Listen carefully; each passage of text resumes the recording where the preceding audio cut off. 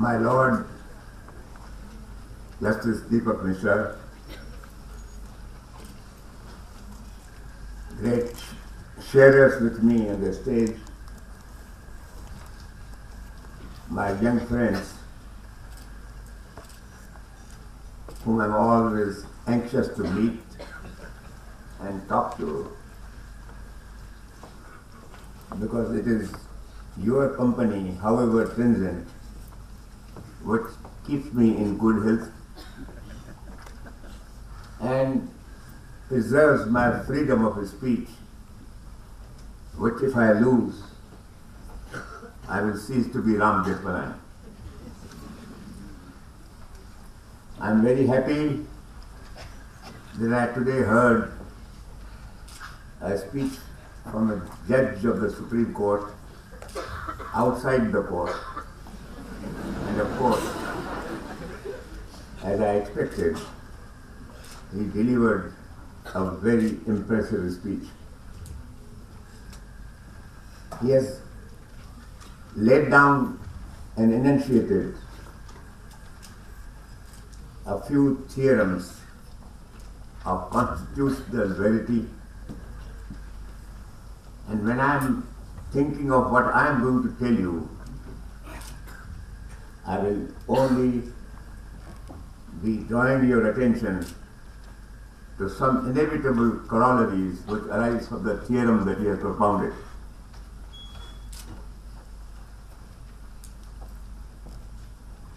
Of course, the speech that I had thought at home necessarily will change, because I am deeply inspired by the few things which I have heard. I must respond to them, but I must tell you that some of the topics that he has touched, particularly the respect which women deserve and must command in Indian society, is a very, very important subject for me. And you will not believe it, in my notes for the speech that I had prepared, there are 3 pages devoted to this particular issue. He has lightened my burden and my task to some extent. I am supposed to administer this oath to you, but I will not administer this oath because I don't think that you fully appreciate and understand the serious consequences of what you are deposing to and what you are taking an oath about. You must know what your oath means before you seriously and genuinely and honestly take that oath. I will try and explain a few aspects of that oath which are very, very important today, because the law day has lost its original significance, and for good reason. Of course, the very fact that Law Day is being enforced here in this hall in the month of February shows that the oath which we are administering here is not the oath which was supposed to be administered on the 26th of November of every year. Therefore, this must be a new oath. This must be an oath with a new meaning and significance, and this is the meaning and significance of the oath which you are taking that I wish to concentrate upon. Now, my first submission that I wish to make to you is that we must forget merely what originally you were supposed to do when taking the Law Day oath. Yes, I have got the text of that law day oath, and even I am today seriously asked to administer to you the very oath which was created on the 26th of November 1949. I will refrain from doing it. Maybe at least the significance of that oath requires to be plainly and clearly understood for what you are speaking an oath about. What are you committing yourself to? And of course, one idea which is completely common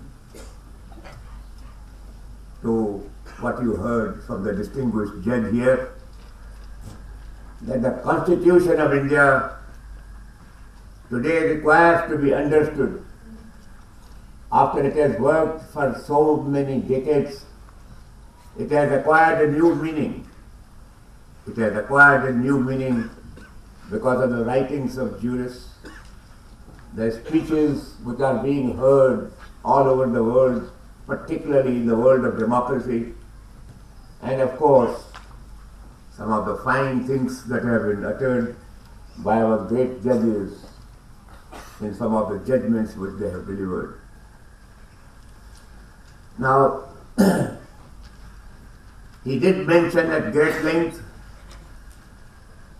the attitude which we must show to the female sex, and I am all one with him in his being very anxious to emphasize that somehow in this country of ours, woman has not achieved the status which the Constitution ordained that it should be received by the woman. And I dare say that there are women who will fully agree with this, but they probably succumb to the injustice of men for compulsions which they cannot avoid. Be sure that there are 4 or 5 articles in the Constitution which, of course, the main article is Article 14, the equality of all citizens of India, men and women.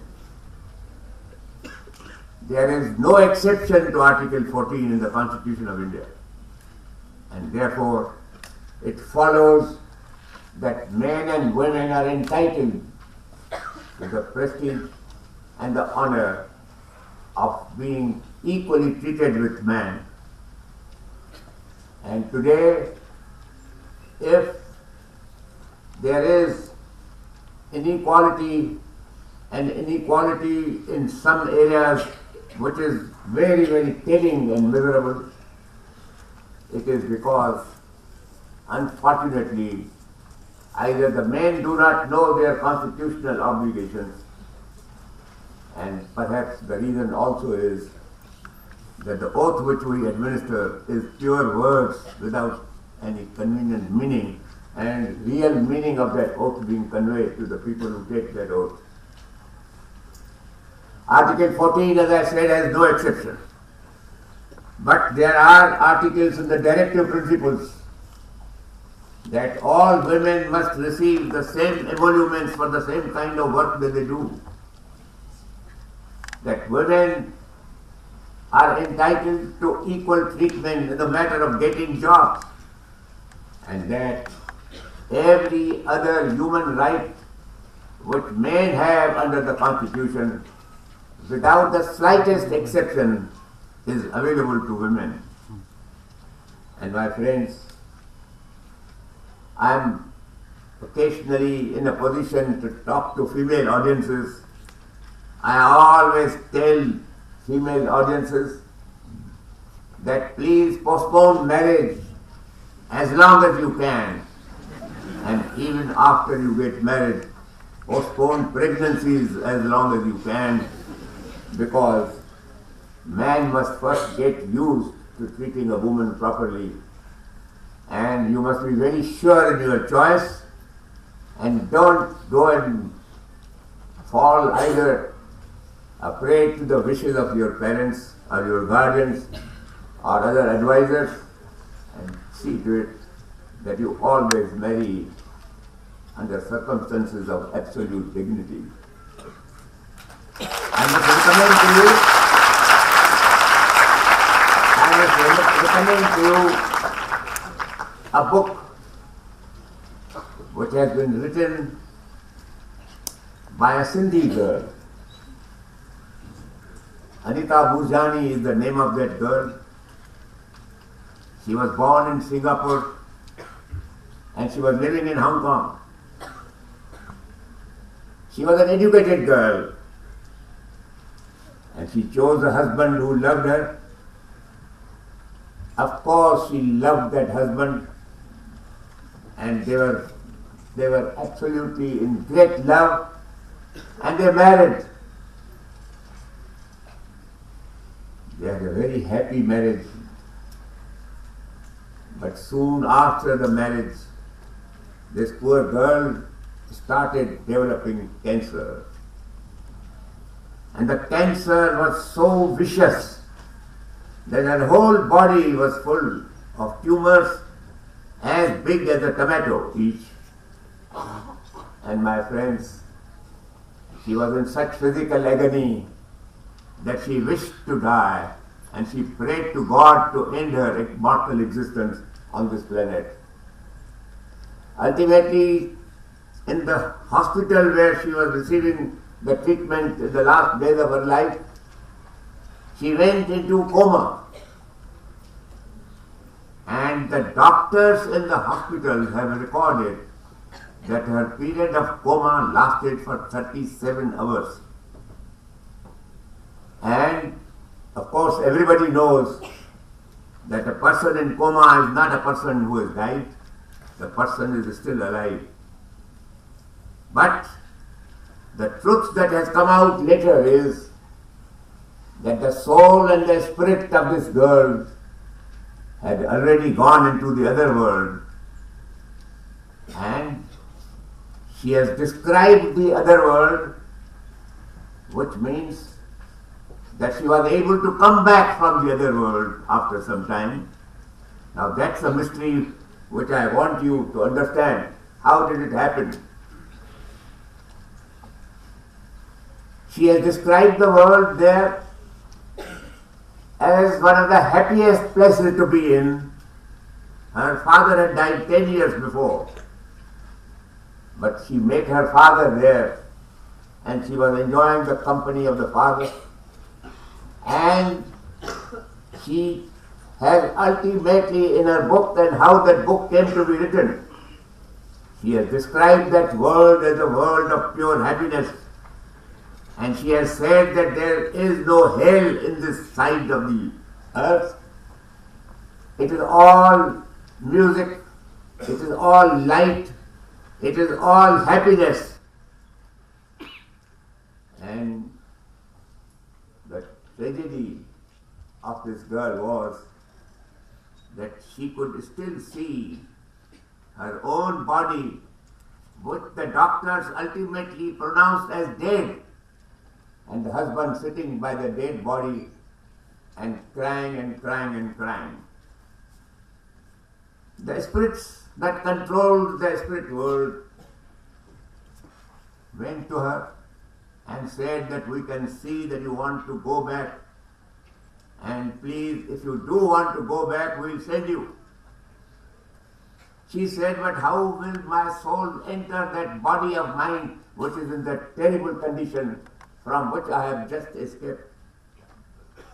But my friends, ultimately the love of the husband prevailed, and after a little while she changed her mind and told the spirits in control of that place that I want to go back. And the doctors who by that time had pronounced her dead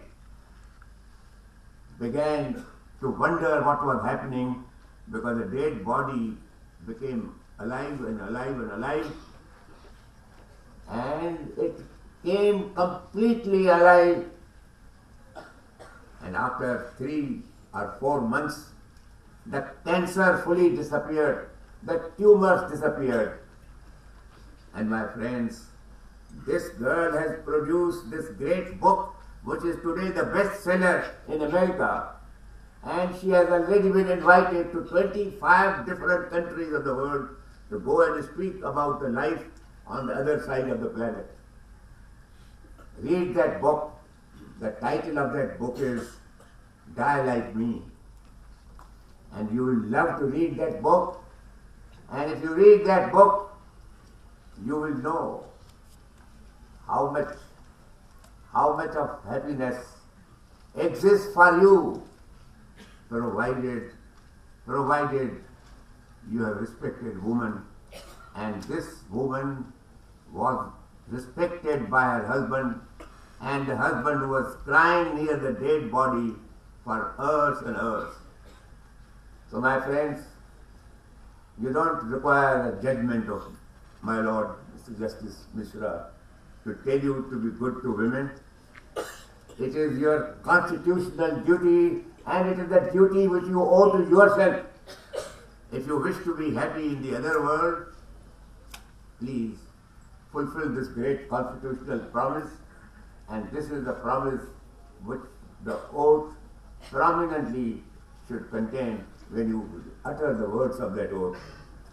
Now I don't wish to develop this point more because the judge has dealt with it so beautifully that I can't hope to improve upon it, except that I would suggest that you read this book, and not only read it, but distribute it to others, so that the female sex attains the real status and happiness which it deserves in this planet itself, rather than wait for the other planet where she goes.